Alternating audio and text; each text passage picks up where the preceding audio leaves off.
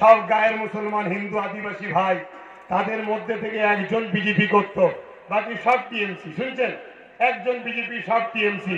হঠাৎ করে দেখা যায় 4 গ্রাম দূর থেকে টিএমসি কোন 2-4 জন নেতা, কিন্তু ওদের নামটা মুসলমান, 2-4 জন গিয়ে এখন ওই যে একজন বিজেপি করত তা ভাত খাচ্ছিল বেচারিকে ধরে মার মার। পুরো পাড়ার সমস্ত টিএমসির যারা হিন্দু দলিত ছিল তারা বলছে মোল্লাদের এত সাহস, বা এই লড়াইটা হিন্দু মুসলমান না টিএমসি বিজেপি হলো। কিন্তু কিভাবে ফাঁসালো দেখলেন? কেন ওই গ্রামে তো বাকি সব টিএমসি করে, তারা ঢুকলো না কেন?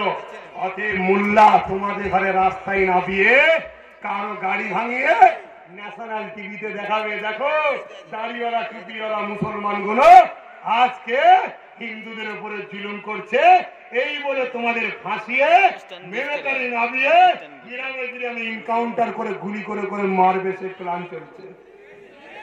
অতএব কারো পাল্লায় পড়তে আমরা রাজি নয়।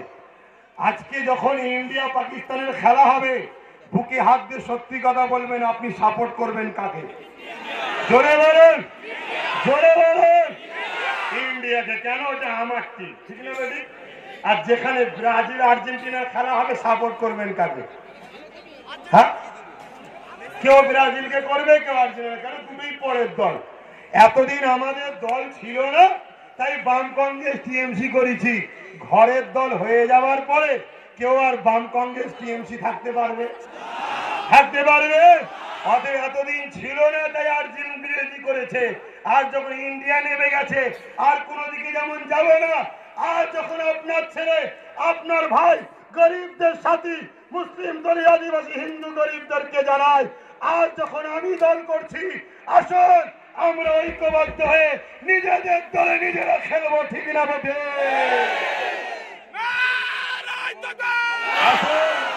আমার সাথে আমার হিন্দু ভাইয়েরা আছে, দলিতরা আছে, আদিবাসীরা আছে, মতুয়ারা আছে, তিনাদেরও সব দলগুলোকে নিয়ে আমরা একটা ফন্ড বানাচ্ছি। আপনারা নিশ্চয়ই জানেন ঘোষণা দিবার কথার কথা, ঠিক না বেটি? শুনে রেখে দেন। আজকে আমার বাড়ি থেকে আমার ছোট ভাইয়ের দায়িত্ব আছে, প্রেস ক্লাবে লোক পাঠানো হয়েছে, পাঠাবার কথা পাঠিয়েছি, আমি তো সকালে চলে এসেছি। প্রেস ক্লাব বুক করার জন্য আমাদের সব টোটাল রেডি হয়ে গেছে, ঘোষণা হবে।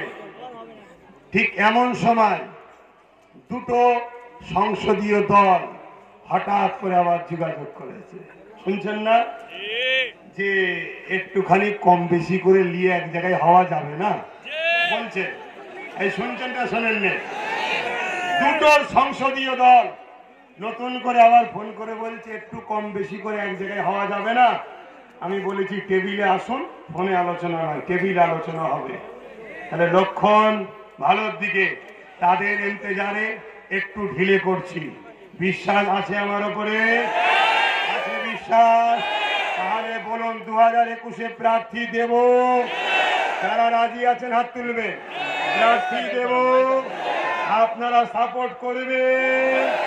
মুসলিম প্রার্থী দাঁড় করাবো, হিন্দু প্রার্থী দাঁড় করাবো, দলিত প্রার্থী দাঁড় করাবো, আদিবাসী দাঁড় করাবো। আমাদের সাথে একটা খ্রিস্টান দল ঢুকেছে, তিনাদের ঘরেও সাথে নিয়েছি, তিনাদেরকেও দাঁড় করাবো। আপনারা সেকুলারের নামে যারা ভণ্ডমি করেছিল, আজকে সেকুলার কাকে বলে আমরা দেখাবো, ঠিক না বেটি? তাহলে আর কথা নয়, আমি এতটুকু কথা বলবো, আমি কখনো আপনাদেরকে ধোঁকা দিয়েছি? আপনারা নিজেদের অধিকার নিজেরা ফিরে যদি পেতে চান, অকাল সম্পত্তি থেকে প্রত্যেকটা গরিব ছেলের ফ্রি পড়ানোর ব্যবস্থা যদি চান, স্বাস্থ্য চিকিৎসার জন্য সুব্যবস্থা চান, তাহলে আপনারা সাপোর্ট করা দরকার আছে। সাপোর্ট বলতে আমি তো কোনো জায়গায় দাঁড়াচ্ছি না, জানেন তো নাকি? অর্থাৎ আমি যাকে যেখানে পছন্দ করে দাঁড় করাবো, সে আমার জিতার পরে আমার হুকুমে চলবে। আপনাদের সুবিধা অসুবিধে যা হবে আমাকে বলবেন, এইভাবে দাঁড় করাবো, দাঁড় করাবো, দাঁড় করাবো। বলুন ইনশাআল্লাহ। ভাইরা আমার, বিদায় নেব আমরা।